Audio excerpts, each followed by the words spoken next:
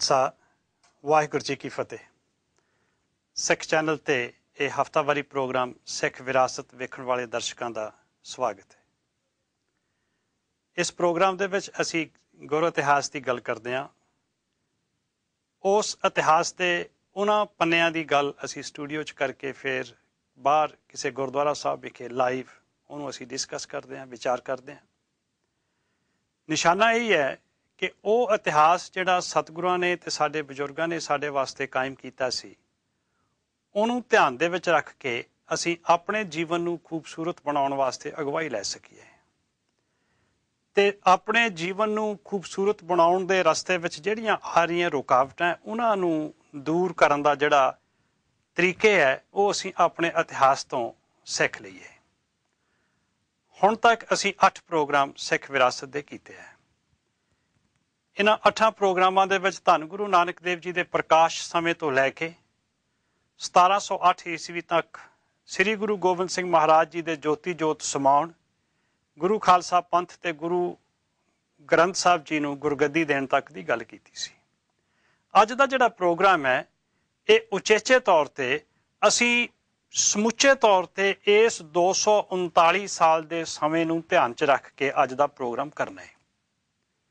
मैं अज दे प्रोग्राम नूं नां दिता है स्वै मंथन दा, आपा पड़चोल दा। सतगुरु जी ने 239 साल दे विच 10 शरीरां दे विच रह के सानू एक सचियार मनुख बनन दा जीवन मार्ग दिता सी ते वो जीवन मार्ग जिस उत्ते चल के साडे बजुर्गां ने संसार दे विच बहुत वड्डियां प्राप्तियां कीतियां। आप ही अपना जीवन सुखां भरपूर ते आनंदमय नहीं बनाया, बल्कि संसार के लोगों को भी आनंदमय जीवन जीउण वास्ते उन्हां दी भी मदद की, उन्होंने भी ठीक ढंग का राज भाग कायम करके बख्शिया। असीं ये वेखना अज दे इस प्रोग्राम दे विच कि सतगुरु नानक देव जी के जन्म तो पहला, उन्हां दे प्रकाश तो पहला ये जिहड़ा सारा संसार सी सच काल कूड़ वरतिया की हालत दे विच फसिया होया सी। सारे पासे कूड़ दा पसारा सी, सारे पासे झूठ दा बोलवाला सी, सच जिहड़ा सी उहदा काल पिया होया सी। ते इन्हां हालतां दे विच जिस वेले समाजिक, धार्मिक ते राजनीतिक आगू जिहड़े है वो करप्ट हो चुके सी, कर्मकांडी हो चुके सी। उन्हां दे जीवन दे विचों उन्हां दे जिहड़े जीवन जीउण दे ढंग तरीके सी, उन्हां दी जिहड़ी अगवाई सी जनता लई, उहदे विचों जनता दा भला जिहड़ा वो अलोप हो चुका सी, बल्कि अपने वास्ते ही वो सारा कुछ करन वास्ते लोकां नूं गुमराह करदे सन। उस हालत नूं वेख के बाबा देखे ध्यान धर जलती सब पृथ्वी दृसाई, बाजों गुरु गुवार है करती सुनी लुकाई, बाबे भेख बनाया उदासी की रीत चलाई, चढ़िया सोधन धरत लुकाई।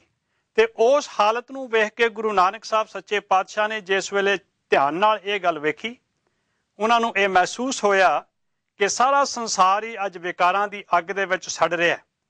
भाई गुरदास जी ने भी इस गल का हवाला दिता सी, सुनी पुकार दातार प्रभ गुरु नानक जग माही पठाया, कि संसार के मनुखों की हाहाकार नूं सुन के अकाल पुरख ने गुरु नानक साहब नूं इस संसार के उत्ते भेजिया मनुखता की अगवाई करने वास्ते। ते गुरु नानक साहब ने अपनी बाणी राही, अपनी सिक्ख्या राही एक सचियार मनुख का खाका तैयार किया, मनुख नूं सचियार बनाउण वास्ते, ताकि उहदा जिहड़ा जीवन है वो सच ते आधारित हो जाए। वो दिखावे वास्ते धार्मिक जीवन ना जीवे, बल्कि सचमुच ही आत्मिक तौर पर धार्मिक जीवन जीवे। ते उस सचियार बनने वास्ते धौल धर्म दया का पूत, संतोख थाप रखिया जनसूत, जे को बूझै होवे सचियार, धवले उपर केता भार। ये सुनेहा दे दिता जपजी जी दे राही हर मनुख नूं कि मनुख दी जिंदगी दा आसरा धर्म हुंदा है, ते धर्म है जिहड़ा वो दया तो बगैर पैदा नहीं हुंदा, ते दया जिहड़ी है वो संतोख दे धागे तो बगैर कायम नहीं रह सकदी। संतोख ते दया दे आधार दे उत्ते प्राप्त पैदा किया होया जिहड़ा धर्म है उस अनुसार चल के मनुख सचियार हो सकदा है। ते ओ सचियार मनुख नूं बनाउण वास्ते गुरु नानक साहब ने एक जीवन मार्ग नियत किया। उस जीवन मार्ग ते चलदियां अपनी शरीरक अंतम समा नेड़े आया वेख के 1539 ਨੂੰ इस रवायत ਨੂੰ, इस सिक्ख्या ਨੂੰ जारी रखण वास्ते भाई लहणा जी ਨੂੰ गुरगद्दी दे के गुरु अंगद बना दिता। जोत ओहा जुगत साए शह कायां फेर पलटिए। ਉਹੀ ਜੋਤ ਤੇ ਜੁਗਤ ਦੀ ਜਿਹੜੀ ਗੱਲ ਸੀ ਉਸ ਵੱਖਰੇ ਸਰੀਰ ਦੇ ਵਿੱਚ ਗੁਰੂ ਨਾਨਕ ਨੇ ਪ੍ਰਵੇਸ਼ ਕਰਵਾ ਕੇ ਭਾਈ ਲਹਿਣਾ ਜੀ ਨੂੰ ਗੁਰੂ ਅੰਗਦ ਸਾਹਿਬ ਬਣਾ ਕੇ ਗੁਰ ਚੇਲੇ ਰਹਿ ਰਾਸ ਕਰ। ਗੁਰੂ ਤੇ ਚੇਲੇ ਨੇ ਦੋਹਾਂ ਨੇ ਬੈਠ ਕੇ ਸਾਂਝੇ ਤੌਰ ਦੇ ਉੱਤੇ ਉਸ ਵਾਹਿਗੁਰੂ ਪ੍ਰਮਾਤਮਾ ਦੀ ਸਿਫਤ ਸਲਾਹ ਕੀਤੀ। ਉਹ ਗੁਰੂ ਨਾਨਕ ਸਾਹਿਬ ਦਾ ਤਿਆਰ ਕੀਤਾ ਹੋਇਆ ਖਾਕਾ ਸਚਿਆਰ ਮਨੁੱਖ ਨੂੰ ਬਣਾਉਣ ਵਾਸਤੇ ਚੱਲਦਾ ਰਿਹਾ। ਇਸੇ ਤਰ੍ਹਾਂ ਫਿਰ ਸਮਾਂ ਆਇਆ 1604 ਈਸਵੀ ਦਾ, ਜਿਸ ਵੇਲੇ ਧੰਨ ਗੁਰੂ ਅਰਜਨ ਦੇਵ ਮਹਾਰਾਜ ਜੀ ਨੇ ਮਨੁੱਖਤਾ ਦੀ ਅਗਵਾਈ ਹਮੇਸ਼ਾ ਵਾਸਤੇ ਠੀਕ ਢੰਗ ਨਾਲ ਕਰਨ ਦੇ ਲਈ ਆਦਿ ਗ੍ਰੰਥ ਦੀ ਰਚਨਾ ਕੀਤੀ। ਉਹ ਆਦਿ ਬੀੜ ਜਿਸ ਵਿੱਚ ਆਪਣੀ ਤੇ ਬਾਕੀ ਦੇ 4 ਗੁਰੂ ਸਾਹਿਬਾਨਾਂ ਦੀ ਬਾਣੀ, ਭਗਤਾਂ ਤੇ ਭੱਟਾਂ ਦੀ ਬਾਣੀ ਦਰਜ ਕਰਕੇ ਮਨੁੱਖਤਾ ਵਾਸਤੇ ਇੱਕ ਸ਼ਬਦ ਰੂਪ ਦਾ ਜਹਾਜ਼ ਸਾਡੇ ਸਾਹਮਣੇ ਦਿੱਤਾ। ਬੇਸ਼ੱਕ ਇਸ ਜੀਵਨ ਮਾਰਗ ਨੂੰ ਦੇਣ ਵਾਸਤੇ ਗੁਰੂ ਅਰਜਨ ਸਾਹਿਬ ਨੂੰ ਠੀਕ 2 ਸਾਲ ਬਾਅਦ 1606 ਈਸਵੀ ਨੂੰ ਬੇਅੰਤ ਤਸੀਹਿਆਂ ਸਹਿਤ ਸ਼ਹੀਦ ਹੋਣਾ ਪਿਆ। ਸਮੇਂ ਦਾ ਹਾਕਮ ਬਰਦਾਸ਼ਤ ਨਾ ਕਰ ਸਕਿਆ ਮਨੁੱਖਤਾ ਦੇ ਵਿੱਚ ਆ ਰਹੀ ਜਾਗਰਤੀ ਨੂੰ। ਉਹਨਾਂ ਨੇ ਗੁਰੂ ਅਰਜਨ ਸਾਹਿਬ ਸੱਚੇ ਪਾਤਸ਼ਾਹ ਨੂੰ ਤਸੀਹੇ ਦੇ ਕੇ ਸ਼ਹੀਦ ਕੀਤਾ ਤੇ ਪਾਤਸ਼ਾਹ ਨੇ ਆਪਣੇ ਸਰੀਰ ਦੀ ਸ਼ਹਾਦਤ ਦੇਣੀ ਤੇ ਪ੍ਰਵਾਨ ਕੀਤੀ। ਪਰ ਉਹ ਗੁਰੂ ਨਾਨਕ ਦਾ ਤਿਆਰ ਕੀਤਾ ਹੋਇਆ ਸਚਿਆਰ ਮਨੁੱਖ ਬਣਾਉਣ ਦਾ ਜਿਹੜਾ ਨਕਸ਼ਾ ਸੀ ਉਸ ਦੇ ਵਿੱਚ ਕਿਸੇ ਕਿਸਮ ਦਾ ਵਾਧਾ ਘਾਟਾ ਪ੍ਰਵਾਨ ਨਹੀਂ ਕੀਤਾ। ਫਿਰ ਸਮਾਂ ਆਇਆ 1608 ਨੂੰ ਅਕਾਲ ਤਖਤ ਦੀ ਸਿਰਜਣਾ ਕਰਕੇ ਮੀਰੀ ਤੇ ਪੀਰੀ ਦਾ ਸਿਧਾਂਤ ਗੁਰੂ ਹਰਗੋਬਿੰਦ ਪਾਤਸ਼ਾਹ ਨੇ ਸਾਡੇ ਵਾਸਤੇ ਦੇ ਦਿੱਤਾ। ਆਖ ਦਿੱਤਾ ਕਿ ਅੱਜ ਤੋਂ ਬਾਅਦ ਜਿਹੜੀ ਮੀਰੀ ਹੈ ਉਹ ਪੀਰੀ ਦੇ ਅਧੀਨ ਹੋਵੇਗੀ। ਅੱਜ ਦੀ ਸੰਸਾਰ ਦੀ ਜਿਹੜੀ ਸਿਆਸਤ ਹੈ ਉਹ ਧਰਮ ਦੇ ਅਧੀਨ ਰੱਖ ਕੇ ਮਨੁੱਖਤਾ ਦੀ ਅਗਵਾਈ ਕਰੇਗੀ। ਗੁਰੂ ਹਰਗੋਬਿੰਦ ਸਾਹਿਬ ਨੇ ਇਹ ਸਿਧਾਂਤ ਦੇਣ ਬਦਲੇ 4 ਲੜਾਈਆਂ ਵੀ ਮੁਗਲਾਂ ਨੇ ਉਹਨਾਂ ਦੇ ਗਲ ਦੇ ਵਿੱਚ ਪਾਈਆਂ, ਜਿਹੜੀਆਂ ਪਾਤਸ਼ਾਹ ਨੇ ਲੜੀਆਂ ਤੇ ਜਿੱਤਾਂ ਪ੍ਰਾਪਤ ਕੀਤੀਆਂ। ਫਿਰ ਸਮਾਂ ਆਇਆ ਗੁਰੂ ਤੇਗ ਬਹਾਦਰ ਮਹਾਰਾਜ ਜੀ ਨੂੰ ਦੂਸਰੇ ਦੀ ਧਾਰਮਿਕ ਆਜ਼ਾਦੀ ਕਾਇਮ ਰੱਖਣ ਦੇ ਲਈ ਚਾਂਦਨੀ ਚੌਕ ਦਿੱਲੀ ਵਿੱਚ ਸਮੇਂ ਦੇ ਹਾਕਮ ਨੇ ਉਹਨਾਂ ਦੇ ਸਿੱਖਾਂ ਸਮੇਤ ਤਸੀਹੇ ਦੇ ਕੇ ਸ਼ਹੀਦ ਕਰ ਦਿੱਤਾ। ਗੁਰੂ ਤੇਗ ਬਹਾਦਰ ਪਾਤਸ਼ਾਹ ਨੇ ਆਪਣੀ ਸ਼ਹਾਦਤ ਤਾਂ ਸਵੀਕਾਰ ਕੀਤੀ, ਪਰ ਸਮੇਂ ਦੀ ਹਕੂਮਤ ਦਾ ਡਰ ਨਹੀਂ ਮੰਨਿਆ। ਸਮੇਂ ਦੀ ਹਕੂਮਤ ਦੇ ਸਾਹਮਣੇ ਗੁਲਾਮੀ ਨਹੀਂ ਸਵੀਕਾਰ ਕੀਤੀ ਤੇ ਗੁਰੂ ਤੇਗ ਬਹਾਦਰ ਦੇ ਸਿੱਖਾਂ ਨੇ ਤਸੀਹੇ ਸਹਿ ਕੇ ਕਿਸੇ ਨੂੰ ਆੜੇ ਨਾਲ ਚੀਰਿਆ ਗਿਆ, ਕਿਸੇ ਨੂੰ ਜਿਉਂਦੇ ਨੂੰ ਸਾੜ ਦਿੱਤਾ ਗਿਆ, ਕਿਸੇ ਨੂੰ ਦੇਗ ਵਿੱਚ ਪਾ ਕੇ ਉਬਾਲ ਦਿੱਤਾ ਗਿਆ। ਪਰ ਉਹ ਜਿਹੜਾ ਸਿਧਾਂਤ ਸੀ ਸਚਿਆਰ ਮਨੁੱਖ ਦਾ ਗੁਰੂ ਨਾਨਕ ਨੇ ਦਿੱਤਾ ਹੋਇਆ, ਉਸ ਦੇ ਵਿੱਚ ਕਿਸੇ ਕਿਸਮ ਦੀ ਵੀ ਕਮਜ਼ੋਰੀ ਨਹੀਂ ਆਉਣ ਦਿੱਤੀ। ਫਿਰ ਸਮਾਂ ਆਇਆ ਵਿਸਾਖੀ 1699 ਵਾਲੇ ਦਿਨ ਕੇਸਗੜ੍ਹ ਸਾਹਿਬ ਦੇ ਸਥਾਨ ਦੇ ਉੱਤੇ ਧੰਨ ਗੁਰੂ ਗੋਬਿੰਦ ਰਾਏ ਨੇ ਹੱਥ ਵਿੱਚ ਸ਼ਮਸ਼ੀਰ ਪਕੜ ਕੇ ਸਿਰ ਦੀ ਮੰਗ ਕਰਕੇ ਗੁਰੂ ਖਾਲਸਾ ਪੰਥ ਸਾਜ ਦਿੱਤਾ। ਉਹ ਸਾਜਿਆ ਹੋਇਆ ਗੁਰੂ ਖਾਲਸਾ ਪੰਥ 5 ਪਿਆਰਿਆਂ ਦੇ ਰੂਪ ਦੇ ਵਿੱਚ ਉਹਨਾਂ ਨੂੰ ਪ੍ਰਗਟ ਕਰਕੇ ਆਖ ਦਿੱਤਾ, ਖਾਲਸਾ ਮੇਰੋ ਸਤਿਗੁਰ ਪੂਰਾ। ਆਖਿਆ ਹੀ ਨਹੀਂ ਬਲਕਿ ਸੱਚਮੁੱਚ ਹੀ ਉਹਨਾਂ ਦੇ ਸਾਹਮਣੇ ਬੈਠ ਕੇ ਉਹਨਾਂ ਪਾਸੋਂ ਖੰਡੇ ਦੀ ਪੌਲ ਦੀ ਮੰਗ ਕਰਕੇ ਉਹਨਾਂ ਨੂੰ ਸੱਚਮੁੱਚ ਹੀ ਸਤਿਗੁਰੂ ਦਾ ਦਰਜਾ ਦੇ ਦਿੱਤਾ। ਇਹ ਪਹਿਲੀ ਵਾਰੀ ਨਹੀਂ ਹੋਇਆ ਸੀ। ਸੰਸਾਰ ਦੇ ਸਕਾਲਰਸ ਨੇ, ਇਤਿਹਾਸਕਾਰਾਂ ਨੇ, ਵਿਦਵਾਨਾਂ ਨੇ ਆਖ ਦਿੱਤਾ, ਵਾਹ ਪ੍ਰਗਟਿਓ ਮਰਦ ਅਗੰਮੜਾ ਬਰਿਆਮ ਅਕੇਲਾ, ਵਾਹ ਵਾਹ ਗੁਰੂ ਗੋਬਿੰਦ ਸਿੰਘ ਆਪੇ ਗੁਰ ਚੇਲਾ। ਅਸੀਂ ਸਿਧਾਂਤਕ ਤੌਰ ਦੇ ਉੱਤੇ ਇਸ ਭੁਲੇਖੇ ਦਾ ਸ਼ਿਕਾਰ ਹਾਂ ਕਿ ਸ਼ਾਇਦ ਗੁਰੂ ਗੋਬਿੰਦ ਸਿੰਘ ਸੱਚੇ ਪਾਤਸ਼ਾਹ ਨੇ ਗੁਰੂ ਖਾਲਸਾ ਪੰਥ ਦੀ ਸਾਜਨਾ ਕਰਕੇ ਉਹਨਾਂ ਨੂੰ ਆਪਣਾ ਸਤਿਗੁਰੂ ਆਖਿਆ ਸੀ। ਇਸ ਦੇ ਵਿੱਚ ਥੋੜੀ ਜਿਹੀ ਗੱਲ ਸਮਝਣ ਵਾਲੀ ਹੈ। ਜਿਸ ਵੇਲੇ 1539 ਨੂੰ ਗੁਰੂ ਨਾਨਕ ਤੇ ਮਹਾਰਾਜ ਜੀ ਨੇ ਭਾਈ ਲਹਿਣੇ ਨੂੰ ਗੁਰੂ ਅੰਗਦ ਬਣਾ ਕੇ ਗੁਰੂ ਨਾਨਕ ਦੀ ਜੋਤ ਦਾ ਵਾਰਿਸ ਬਣਾ ਦਿੱਤਾ ਸੀ ਤੇ ਗੁਰੂ ਨਾਨਕ ਨੇ ਉਹਨਾਂ ਨੂੰ ਵੀ ਮੱਥਾ ਟੇਕ ਦਿੱਤਾ ਸੀ। ਹਰ ਸਮੇਂ ਇਵੇਂ ਹੀ ਹੋਇਆ। ਤਦੇ ਭਾਈ ਗੁਰਦਾਸ ਜੀ ਨੇ ਆਖੀ ਨਾ ਗੱਲ, ਇਹ ਗੁਰ ਚੇਲੇ ਰਹਿ ਰਾਸ ਕਰ। ਹਮੇਸ਼ਾ ਹੀ ਇਵੇਂ ਹੀ ਹੋਈ। ਪਹਿਲੇ ਸਤਿਗੁਰੂ ਨੇ ਦੂਸਰੇ ਸਤਿਗੁਰੂ ਨੂੰ ਗੁਰੂ ਨਾਨਕ ਦੀ ਜੋਤ ਦਾ ਵਾਰਿਸ ਬਣਾ ਕੇ ਮੱਥਾ ਟੇਕ ਦਿੱਤਾ। ਇਸੇ ਤਰ੍ਹਾਂ ਹੀ ਗੁਰੂ ਗੋਬਿੰਦ ਸਿੰਘ ਮਹਾਰਾਜ ਨੇ 1699 ਦੀ ਵਿਸਾਖੀ ਵਾਲੇ ਦਿਨ 5 ਪਿਆਰਿਆਂ ਨੂੰ ਅੰਮ੍ਰਿਤ ਦੇ ਕੇ ਉਹਨਾਂ ਨੂੰ ਖੰਡੇ ਦੀ ਪੌਲ ਛਕਾ ਕੇ ਗੁਰੂ ਖਾਲਸਾ ਪੰਥ ਦਾ ਦਰਜਾ ਦੇ ਕੇ ਉਹਨਾਂ ਨੂੰ ਆਪਣਾ ਜੁਗਤ ਰੂਪ ਦੇ ਵਿੱਚ ਗੁਰੂ ਸਵੀਕਾਰ ਕਰ ਲਿਆ। ਫਿਰ ਸਮਾਂ ਆਇਆ ਗੁਰੂ ਗੋਬਿੰਦ ਸਿੰਘ ਮਹਾਰਾਜ ਨੇ ਸਾਬੋ ਕੀ ਤਲਵੰਡੀ ਬੈਠ ਕੇ 1704 ਨੂੰ ਸ੍ਰੀ ਗੁਰੂ ਗ੍ਰੰਥ ਸਾਹਿਬ ਮਹਾਰਾਜ ਜੀ ਦੀ ਸੰਪੂਰਨਤਾ ਕੀਤੀ। ਨੰਦੇੜ ਵਿਖੇ ਜਾ ਕੇ 1708 ਨੂੰ ਜੋਤੀ ਜੋਤ ਸਮਾਉਣ ਤੋਂ ਪਹਿਲਾਂ ਸ੍ਰੀ ਗੁਰੂ ਗ੍ਰੰਥ ਸਾਹਿਬ ਨੂੰ ਸ਼ਬਦ ਰੂਪ ਦੇ ਵਿੱਚ ਗੁਰਗੱਦੀ ਦੇ ਕੇ ਆਖ ਦਿੱਤਾ, ਅਕਾਲ ਪੁਰਖ ਕੇ ਹੁਕਮ ਤੇ ਪ੍ਰਗਟ ਚਲਾਇਓ ਪੰਥ, ਸਭ ਸਿੱਖਨ ਕੋ ਹੁਕਮ ਹੈ ਗੁਰੂ ਮਾਨਿਓ ਗ੍ਰੰਥ, ਗੁਰੂ ਪੰਥ ਜੀ ਜਾਣਿਓ ਪ੍ਰਗਟ ਗੁਰੂ ਕੀ ਦੇ, ਜੋ ਪ੍ਰਭ ਕੋ ਮਿਲਵੋਚ ਹੈ ਖੋਜ ਇਨੀ ਮੇ ਲੈ। ਇਹ ਗੱਲ ਆਪਾਂ ਵਾਰ-ਵਾਰ ਕੀਤੀ ਹੈ ਕਿ ਗੁਰੂ ਨਾਨਕ ਦੀ ਜੋਤ ਤੇ ਜੁਗਤ ਦਾ ਸਿਧਾਂਤ ਗੁਰੂ ਗੋਬਿੰਦ ਸਿੰਘ ਮਹਾਰਾਜ ਜੀ ਨੇ ਗੁਰੂ ਖਾਲਸਾ ਪੰਥ ਤੇ ਗੁਰੂ ਗ੍ਰੰਥ ਸਾਹਿਬ ਜੀ ਨੂੰ ਜੋਤ ਤੇ ਜੁਗਤ ਦੇ ਰੂਪ ਦੇ ਵਿੱਚ ਗੁਰਗੱਦੀ ਦੇ ਕੇ ਉਹਨਾਂ ਨੂੰ ਖਾਲਸੇ ਨੂੰ ਗੁਰੂ ਖਾਲਸਾ ਪੰਥ ਨੂੰ ਸ਼ਬਦ ਗੁਰੂ ਗ੍ਰੰਥ ਸਾਹਿਬ ਜੀ ਦੇ ਅਧੀਨ ਕਰਕੇ ਸਮੁੱਚੇ ਤੌਰ ਤੇ ਗੁਰੂ ਦਾ ਦਰਜਾ ਦੇ ਦਿੱਤਾ।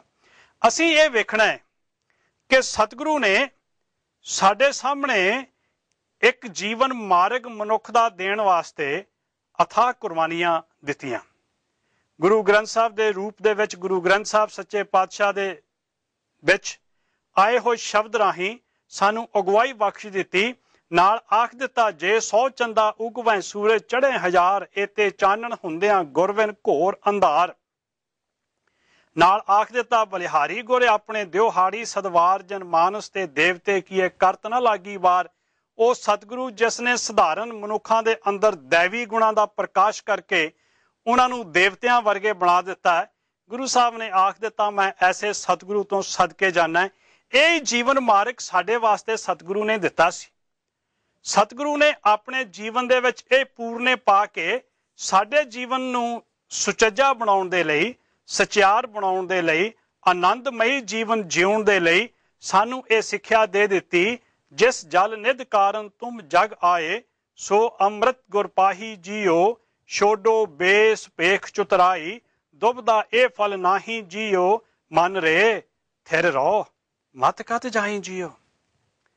ਜਿੱਥੇ ਸਤਿਗੁਰੂ ਨੇ ਗੁਰੂ ਗ੍ਰੰਥ ਸਾਹਿਬ ਨੂੰ ਮੱਥਾ ਟੇਕਣ ਵਾਲੇ ਸਿੱਖਾਂ ਨੂੰ ਇਹ ਆਖ ਦਿੱਤਾ ਕਿ ਸਤਿਗੁਰੂ ਦੇ ਦਰ ਦੇ ਉੱਤੇ ਸਾਰੀਆਂ ਵਡਿਆਈਆਂ ਹਨ, ਸਤਿਗੁਰੂ ਦੇ ਦਰ ਤੋਂ ਸਾਰੀਆਂ ਪਦਾਰਥਾਂ ਦੀ ਪ੍ਰਾਪਤੀ ਕੀਤੀ ਜਾ ਸਕਦੀ ਹੈ, ਸਤਿਗੁਰੂ ਦੇ ਦਰ ਦੇ ਉੱਤੇ ਜਮਾਂ ਦੇ ਡਰ ਤੋਂ ਛੁਟਕਾਰਾ ਪਾਇਆ ਜਾ ਸਕਦਾ ਹੈ, ਸਤਿਗੁਰੂ ਦੇ ਦਰ ਦੇ ਉੱਤੇ ਆ ਕੇ ਦੁਨਿਆਵੀ ਜ਼ਰੂਰਤਾਂ ਪੂਰੀਆਂ ਕਰਨ ਵਾਸਤੇ ਵੀ ਅਰਦਾਸ ਕੀਤੀ ਜਾ ਸਕਦੀ ਹੈ, ਸਤਿਗੁਰੂ ਦੇ ਦਰ ਦੇ ਉੱਤੇ ਆ ਕੇ ਆਪਣੇ ਜਨਮ ਮਰਨ ਦੇ ਆਵਾਗਾਉਣ ਦਾ ਚੱਕਰ ਵੀ ਕੱਟਿਆ ਜਾ ਸਕਦਾ ਹੈ। ਸਤਿਗੁਰੂ ਦੀ ਸਿੱਖਿਆ ਅਨੁਸਾਰ ਜੀਵਨ ਜਿਉਂ ਕੇ ਸੱਚਮੁੱਚ ਹੀ ਸਚਿਆਰ ਬਣ ਕੇ ਆਨੰਦਮਈ ਜੀਵਨ ਜੀਵਿਆ ਜਾ ਸਕਦਾ ਹੈ। ਪਰ ਨਾਲ ਇੱਕ ਹਦਾਇਤ ਕਰ ਦਿੱਤੀ, ਦੁਬਦਾ ਨਾ ਪਰੋਂ, ਹਰ ਵਿਨ ਅਵਰ ਨਾ ਸੇਵੋਂ, ਮੜੀ ਮਸਾਨ ਨਾ ਜਾਈ। ਸਾਡੀ ਅੱਜ ਦੀ ਜਿਹੜੀ ਅਵਸਥਾ ਹੈ ਅਸੀਂ ਉਸ ਦੇ ਉੱਤੇ ਨਿਗਾਹ ਮਾਰਨੀ ਹੈ। ਮੈਂ ਅੱਜ ਦੇ ਇਹ ਸਿੱਖ ਵਿਰਾਸਤ ਪ੍ਰੋਗਰਾਮ ਨੂੰ ਸਵੈ ਮੰਥਨ ਦਾ ਨਾਂ ਦਿੱਤਾ ਹੈ, ਸਵੈ ਪੜਚੋਲ ਦਾ ਨਾਂ ਦਿੱਤਾ ਹੈ। ਇੱਥੇ ਇਹ ਪ੍ਰੋਗਰਾਮ ਕਰਨਾ ਲਾਜ਼ਮੀ ਸੀ। ਪਿਛਲੇ 2 ਮਹੀਨਿਆਂ ਤੋਂ ਅਸੀਂ ਗੁਰੂ ਸਾਹਿਬਾਂ ਦੇ ਇਤਿਹਾਸ ਨੂੰ ਦੀ ਗੱਲ ਕਰਕੇ ਉਸ ਨੂੰ ਵਿਚਾਰ ਕੇ ਉਸ ਵਿੱਚੋਂ ਸੇਧਾਂ ਲੈਣ ਦਾ ਯਤਨ ਕਰਦੇ ਆ ਰਹੇ ਹਾਂ। ਇੱਥੇ ਲਾਜ਼ਮੀ ਸੀ ਕਿ ਅਸੀਂ ਇੱਕ ਵਾਰ ਰੁਕ ਕੇ ਪਿੱਛੇ ਜਿਹੜਾ ਇਤਿਹਾਸ ਵਾਚਿਆ ਹੈ ਉਸ ਦੇ ਉੱਤੇ ਨਿਗਾਹ ਮਾਰ ਲਈਏ। ਸਤਿਗੁਰੂ ਨੇ ਸਾਨੂੰ ਆਖਿਆ ਹੈ ਕਿ ਜੇ ਇਸ ਸੰਸਾਰ ਦੇ ਉੱਤੇ ਸਿਰ ਉੱਚਾ ਕਰਕੇ ਜਿਉਣਾ ਚਾਹੁੰਦਾ ਹੈ ਫਿਰ ਗੁਰੂ ਦੇ ਦਰ ਨੂੰ ਛੱਡ ਕੇ ਕਿਸੇ ਹੋਰ ਦੇ ਦਰ ਦੇ ਉੱਤੇ ਨਾ ਜਾਈਂ। ਜਿਸ ਜਲ ਨਿਧ ਕਾਰਨ ਤੁਮ ਜਗਾਏ, ਸੋ ਅੰਮ੍ਰਿਤ ਗੁਰ ਪਾਹੀ ਜੀਓ, ਛੋਡੋ ਬੇਸ ਭੇਖ ਚੁਤਰਾਈ, ਦੁਬਦਾ ਇਹ ਫਲ ਨਾਹੀ ਜੀਓ। ਦੁਬਦਾ ਨਾ ਪਰੋ। ਅੱਜ ਅਸੀਂ ਸਿੱਖ ਕਹਾਉਣ ਵਾਲੇ ਸ੍ਰੀ ਗੁਰੂ ਗ੍ਰੰਥ ਸਾਹਿਬ ਸੱਚੇ ਪਾਤਸ਼ਾਹ ਨੂੰ ਸ਼ਬਦ ਰੂਪ ਦੇ ਵਿੱਚ ਗੁਰੂ ਮੰਨਣ ਵਾਲੇ ਤੇ ਗੁਰੂ ਹੋਣ ਦਾ ਦਾਅਵਾ ਕਰਨ ਵਾਲੇ, ਗੁਰੂ ਖਾਲਸਾ ਪੰਥ ਵੱਲੋਂ ਤਿਆਰ ਕਰਕੇ ਖੰਡੇ ਦੀ ਪੌਲ ਛਕਣ ਵਾਲੇ ਲੋਕ ਫਿਰ ਸ੍ਰੀ ਗੁਰੂ ਗ੍ਰੰਥ ਸਾਹਿਬ ਤੇ ਗੁਰੂ ਖਾਲਸਾ ਪੰਥ ਦੀ ਅਗਵਾਈ ਨੂੰ ਛੱਡ ਕੇ ਤਰ੍ਹਾਂ ਤਰ੍ਹਾਂ ਦੇ ਹੋਰ ਤਰ੍ਹਾਂ ਦੇ ਡੇਰਿਆਂ ਤੇ ਥਾਵਾਂ ਤੇ ਜਾਣਾ ਸ਼ੁਰੂ ਕੀਤਾ ਹੋਇਆ ਹੈ। ਅੱਜ ਸਿੱਖ ਸਮਾਜ ਦੇ ਵਿੱਚ ਉਹ ਵਹਿਮ ਭਰਮ ਜਿਸ ਨੂੰ ਗੁਰੂ ਨਾਨਕ ਸਾਹਿਬ ਦੇ ਸਮੇਂ ਤੋਂ ਲੈ ਕੇ ਸਿੱਖ ਗੁਰੂਆਂ ਨੇ ਸਾਡੇ ਜੀਵਨ ਚੋਂ ਹਮੇਸ਼ਾ ਵਾਸਤੇ ਕੱਢ ਦਿੱਤੇ ਸੀ, ਅੱਜ ਫਿਰ ਅਸੀਂ ਉਹਨਾਂ ਵਹਿਮਾਂ ਭਰਮਾਂ ਦਾ ਸ਼ਿਕਾਰ ਹੋ ਕੇ ਕਰਮਕਾਂਡੀ ਜੀਵਨ ਜਿਉਣਾ ਸ਼ੁਰੂ ਕਰ ਦਿੱਤਾ ਹੈ। ਗੁਰੂ ਨਾਨਕ ਸਾਹਿਬ ਨੇ ਤੇ ਕਹਿ ਦਿੱਤਾ ਸੀ, ਕਰਮ ਧਰਮ ਪਾਖੰਡ ਜੋ ਦੀਸੈ ਤਿਨ ਜਮ ਜਾਗਾਤੀ ਲੂਟੈ, ਨਿਰਵਾਣ ਕੀਰਤਨ ਗਾਵੋ ਕਰਤੇ ਕਾ ਨਿਮਕ ਸਿਮਰਤ ਜਤ ਛੂਟੈ, ਸੰਤੋ ਸਾਗਰ ਪਾਰ ਉਤਰੀਐ, ਜੇ ਕੋ ਬਚਨ ਕਮਾਵੇ ਸੰਤਨ ਕਾ ਸੋ ਗੁਰਪ੍ਰਸਾਦੀ ਤਰੀਏ। ਗੁਰੂ ਨਾਨਕ ਸਾਹਿਬ ਨੇ ਕਹਿ ਦਿੱਤਾ ਸੀ ਕਿ ਜਿਹੜਾ ਵੀ ਜੀਵ ਆਪਣੇ ਗੁਰੂ ਦਾ ਬਚਨ ਕਮਾਵੇਗਾ, ਆਪਣੇ ਗੁਰੂ ਦੇ ਸ਼ਬਦ ਦੀ ਕਮਾਈ ਕਰੇਗਾ, ਉਹ ਗੁਰੂ ਦੀ ਕਿਰਪਾ ਨਾਲ ਇਸ ਭਵਸਾਗਰ ਤੋਂ ਤਰ ਜਾਵੇਗਾ। ਪਰ ਅਸੀਂ ਏਡੀ ਖੂਬਸੂਰਤ ਸਿੱਖਿਆ ਹੋਣ ਦੇ ਬਾਵਜੂਦ ਵੀ, ਏਡਾ ਵਧੀਆ ਸਿਧਾਂਤ ਸਾਡੇ ਪਾਸ ਹੋਣ ਦੇ ਬਾਵਜੂਦ ਵੀ ਅਸੀਂ ਗੁਰੂ ਗ੍ਰੰਥ ਸਾਹਿਬ ਨੂੰ ਮੱਥੇ ਵੀ ਟੇਕ ਲੈਂਦੇ ਹਾਂ ਤੇ ਕਿਸੇ ਕੋਲੋਂ ਸਵਾਹ ਦੀ ਚੁਟਕੀ ਵੀ ਲੈ ਆਉਂਦੇ ਹਾਂ, ਕਿਸੇ ਪੰਡਿਤ ਕੋਲੋਂ ਸਾਹਾ ਵੀ ਕਢਾ ਲੈਂਦੇ ਹਾਂ, ਪੱਤਰੀ ਵੀ ਬਚਵਾ ਲੈਂਦੇ ਹਾਂ, ਕਿਸੇ ਪੀਰ ਦੀ ਦਰਗਾਹ ਤੋਂ ਧਾਗਾ ਵੀ ਲੈ ਆਉਂਦੇ ਹਾਂ, ਕਿਸੇ ਦੀਆਂ ਮਾਰੀਆਂ ਹੋਈਆਂ ਫੂਕਾਂ ਵਾਲਾ ਪਾਣੀ ਖਰੀਦ ਕੇ ਘਰ ਦੇ ਵਿੱਚ ਛਿੱਟਾ ਵੀ ਦੇ ਲੈਂਦੇ ਹਾਂ ਤੇ ਉਹਨੂੰ ਵੀ ਅੰਮ੍ਰਿਤ ਕਹੀ ਚਲੇ ਜਾਂਦੇ ਹਾਂ। ਦੂਸਰੇ ਪਾਸੇ ਸ਼ਬਦ ਗੁਰੂ ਜਿਹੜਾ ਅੰਮ੍ਰਿਤ ਰੂਪ ਦੇ ਵਿੱਚ ਸਾਡੇ ਜੀਵਨ ਨੂੰ ਸੇਧ ਦੇਣ ਵਾਲਾ ਸੀ, ਉਸ ਨੂੰ ਵੀ ਮੱਥਾ ਟੇਕ ਲੈਂਦੇ ਹਾਂ ਤੇ ਨਾਲ ਆਪਣੀ ਮੱਤ ਦੇ ਮੁਤਾਬਕ, ਜਿਵੇਂ ਸਾਨੂੰ ਵਿਸ਼ਵਾਸ ਨਹੀਂ ਹੁੰਦਾ ਕਿ ਗੁਰੂ ਦੇ ਦਰ ਤੋਂ ਸਾਨੂੰ ਸਾਰੇ ਸੁੱਖਾਂ ਦੀ ਪ੍ਰਾਪਤੀ ਹੋ ਸਕਦੀ ਹੈ। ਗੁਰੂ ਸਾਹਿਬ ਨੇ ਤੇ ਕਹਿ ਦਿੱਤਾ, ਸਭ ਸੁੱਖ ਦਾਤਾ ਰਾਮ ਹੈ, ਕਿ ਸੰਸਾਰ ਦੇ ਸਾਰੇ ਦੁੱਖਾਂ ਦੀ ਜਿਹੜੀ ਦਾਤ ਹੈ ਉਹ ਗੁਰੂ ਦੇ ਦਰ ਤੋਂ ਮਿਲ ਸਕਦੀ ਹੈ। ਜਗਤ ਭਿਖਾਰੀ ਫਿਰਤ ਹੈ, ਸਭ ਕੋ ਦਾਤਾ ਰਾਮ। ਗੁਰੂ ਸਾਹਿਬ ਨੇ ਤੇ ਕਹਿ ਦਿੱਤਾ ਕਿ ਸਾਰਾ ਸੰਸਾਰ ਹੀ ਭਿਖਾਰੀ ਹੈ। ਜੇ ਕੋਈ ਦਾਤ ਪ੍ਰਾਪਤ ਕਰਨੀ ਹੈ ਤੇ ਉਹ ਪ੍ਰਮਾਤਮਾ ਦੇ ਦਰ ਤੋਂ ਹੀ ਪ੍ਰਾਪਤ ਕੀਤੀ ਜਾ ਸਕਦੀ ਹੈ, ਹੋਰ ਕਿਤਿਓਂ ਪ੍ਰਾਪਤ ਨਹੀਂ ਹੋ ਸਕਣੀ।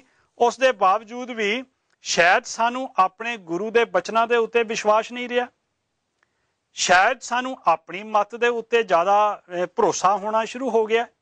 ਗੁਰੂ ਅਰਜਨ ਸਾਹਿਬ ਨੇ ਤੇ ਕਹਿ ਦਿੱਤਾ ਸੀ ਨਾ, ਇਤਮਾਰਗ ਚਲੇ ਭਾਈ ਅੜੇ ਗੁਰ ਕਹੇ ਸੋ ਕਾਰ ਕਮਾਏ ਜੀਓ, ਤਿਆਗੈ ਮਨ ਕੀ ਮਤੜੀ ਵਿਸਾਰੇ ਦੂਜਾ ਭਾਉ ਜੀਓ, ਇਉਂ ਪਾਵੇਂ ਹਰ ਦਰਸਾਵੜੈ ਨਹਿ ਲਾਗੇ ਤਾਤੀ ਵਾਉ ਜੀਓ।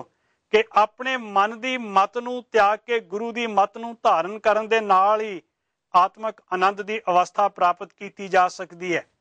ਅੱਜ ਅਸੀਂ ਪਦਾਰਥ ਵਿੱਚੋਂ ਆਤਮਿਕ ਆਨੰਦ ਲੱਭਦੇ ਹਾਂ ਤੇ ਵੱਧ ਤੋਂ ਵੱਧ ਪਦਾਰਥ ਪ੍ਰਾਪਤ ਕਰਨ ਦੀ ਦੌੜ ਦੇ ਵਿੱਚ ਸ਼ਾਮਲ ਹੋ ਕੇ ਕਈ ਜਾਇਜ਼ ਤੇ ਨਜਾਇਜ਼ ਤਰੀਕੇ ਵਰਤ ਕੇ ਆਪਣਾ ਆਨੰਦ ਜਿਹੜਾ ਹੈ ਉਹ ਵੇਸਟ ਕਰ ਰਹੇ ਹਾਂ।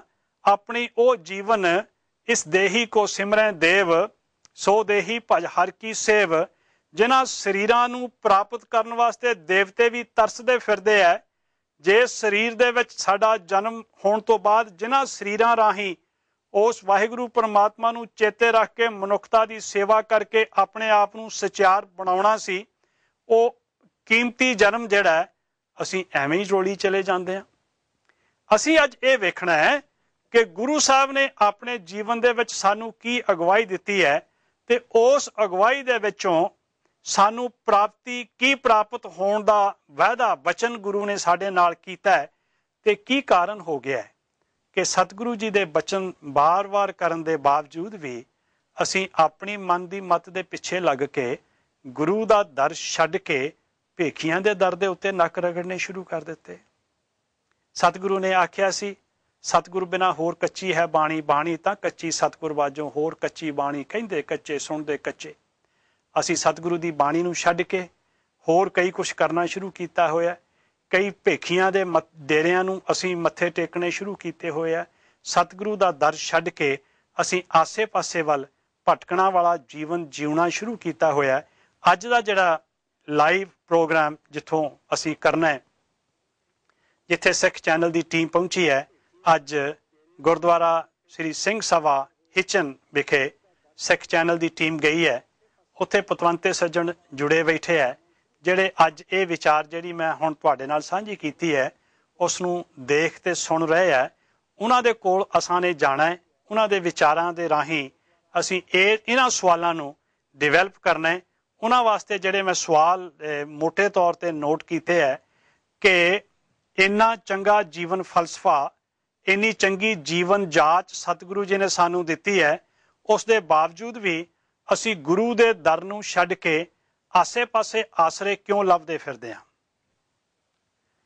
ਪਿਛਲੇ ਵਾਰ ਮੈਂ ਗੱਲ ਕੀਤੀ ਸੀ, ਗੁਰੂ ਗੋਬਿੰਦ ਸਿੰਘ ਮਹਾਰਾਜ ਨੇ ਖਾਲਸੇ ਸਾਜਣ ਤੋਂ ਬਾਅਦ ਇੱਕ ਕੌਤਕ ਕੀਤਾ ਸੀ।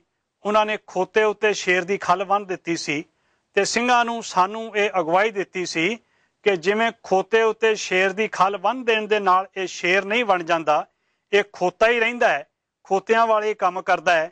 ਇਸੇ ਤਰ੍ਹਾਂ ਖਾਲਸਾਈ ਸਰੂਪ ਧਾਰਨ ਕਰਨ ਤੋਂ ਬਾਅਦ ਵੀ ਜੇ ਸਾਡੇ ਅਮਲੀ ਜੀਵਨ ਦੇ ਵਿੱਚ ਖਾਲਸਾਈ ਗੁਣਾਂ ਨੇ ਪ੍ਰਵੇਸ਼ ਨਾ ਕੀਤਾ, ਖਾਲਸਾਈ ਗੁਣ ਦੇ ਰਾਹੀਂ ਜੋ ਸਤਿਗੁਰੂ ਨੇ ਸਾਨੂੰ ਜੀਵਨ ਜਿਉਣ ਦਾ ਹਦਾਇਤ ਕੀਤੀ, ਉਹਦੇ ਮੁਤਾਬਕ ਜੀਵਨ ਅਸੀਂ ਨਾ ਜੀਵਿਆ ਤੇ ਸਾਡੀ ਹਾਲਤ ਵੀ ਉਸੇ ਤਰ੍ਹਾਂ ਦੀ ਹੋਵੇਗੀ ਜਿਵੇਂ ਖੋਤੇ ਦੀ ਉੱਤੇ ਖੱਲ ਪਾਉਣ ਤੋਂ ਬਾਅਦ ਉਹ ਸ਼ੇਰ ਨਹੀਂ ਬਣ ਜਾਂਦਾ। ਇਸੇ ਤਰ੍ਹਾਂ ਹੀ ਅਸੀਂ ਆਪਣੇ ਅੰਦਰ ਜੀਵਨ ਦੇ ਵਿੱਚ ਉਹ ਗੁਣ ਧਾਰਨ ਕਰਨ ਤੋਂ ਬਗੈਰ ਖਾਲਸੇ ਨਹੀਂ ਬਣ ਸਕਦੇ। ਸਤਿਗੁਰੂ ਨੇ ਬਚਨ ਕੀਤਾ ਸੀ, ਜਾਗਤ ਜੋਤ ਜਪੈ ਨਿਸਵਾਸਰ, ਏਕ ਬਿਨਾ ਮਨ ਨੈਕ ਨ ਆਨੈ, ਪੂਰਨ ਪ੍ਰੇਮ ਪ੍ਰਤੀਤ ਸਜੈ ਬ੍ਰਤ ਗੌਰ, ਮੜੀ ਮਠ ਭੂਲ ਨ ਮਾਨੈ, ਤੀਰਥ ਦਾਨ ਦਇਆ ਤਪ ਸੰਜਮ, ਏਕ ਬਿਨਾ ਨਹਿ ਏਕ ਪਛਾਨੈ, ਪੂਰਨ ਜੋਤ ਜਗੈ ਘਟ ਮੈਂ, ਤਬ ਖਾਲਸ ਤਾਹੇ ਨਖਾਲਸ ਜਾਣੇ। ਇਹਨਾਂ ਖਾਲਸਾਈ ਗੁਣਾਂ ਨੂੰ ਪ੍ਰਾਪਤ ਕਰਨ ਵਾਲੇ, ਇਹਨਾਂ ਗੁਣਾਂ ਵਾਲਾ ਜੀਵਨ ਜਿਉਣ ਵਾਲੇ ਲੋਕਾਂ ਨੂੰ ਸਤਿਗੁਰੂ ਨੇ ਆਪਣਾ ਸਤਿਗੁਰੂ ਆਖਿਆ ਸੀ ਇਨਹੀ ਕੀ ਕਿਰਪਾ ਤੇ ਸਜੇ ਹਮ ਹੈ, ਨਹੀਂ ਮੌਸੋ ਗਰੀਬ ਕਰੋੜ ਪਰੇ। ਸਤਿਗੁਰੂ ਨੇ ਸਾਨੂੰ ਆਪਣੀਆਂ ਬਖਸ਼ਿਸ਼ਾਂ ਦੇ ਨਾਲ ਇੰਨਾ ਮਾਲਾ ਮਾਲ ਕੀਤਾ ਹੈ। ਕੀ ਕਾਰਨ ਹੋ ਗਿਆ ਹੈ ਅਸੀਂ ਉਹ ਬਖਸ਼ਿਸ਼ਾਂ ਦੇ ਭਾਗੀ ਨਹੀਂ ਬਣ ਸਕੇ। ਤੇ ਹੁਣ ਸਾਨੂੰ ਕੀ ਕਰਨਾ ਚਾਹੀਦਾ ਹੈ? ਸਤਿਗੁਰੂ ਦੇ ਦਰ ਦੇ ਉੱਤੇ ਅਰਦਾਸ ਕਰਨ ਦੇ ਨਾਲ ਨਾਲ ਆਪਣੇ ਜੀਵਨ ਦੇ ਵਿੱਚ ਸਾਨੂੰ ਕੀ ਕਰਨਾ ਚਾਹੀਦਾ ਹੈ ਤਾਂ ਕਿ ਸੱਚਮੁੱਚ ਹੀ ਸਤਿਗੁਰੂ ਜੀ ਦੀ ਬਖਸ਼ਿਸ਼ ਦੇ ਪਾਤਰ ਅਸੀਂ ਬਣ ਕੇ ਅਸੀਂ ਆਪਣਾ ਜੀਵਨ ਆਨੰਦਮਈ ਗੁਜ਼ਾਰ ਸਕੀਏ, ਅਸੀਂ ਆਪਣਾ ਜੀਵਨ ਸਚਿਆਰ ਹੋ ਕੇ ਗੁਜ਼ਾਰ ਸਕੀਏ। ਇਹ ਕੁਝ ਸਵਾਲ ਲੈ ਕੇ ਮੈਂ ਅੱਜ ਗੁਰਦੁਆਰਾ ਸਿੰਘ ਸਭਾ ਹਿਚਨ ਵਿਖੇ ਜਿਹੜੇ ਸਿਆਣੇ ਸੱਜਣ ਜੁੜ ਬੈਠੇ ਹੈ ਉਹਨਾਂ ਦੇ ਕੋਲ ਮੈਂ ਲੈ ਕੇ ਜਾਣਾ ਚਾਹੁੰਦਾ।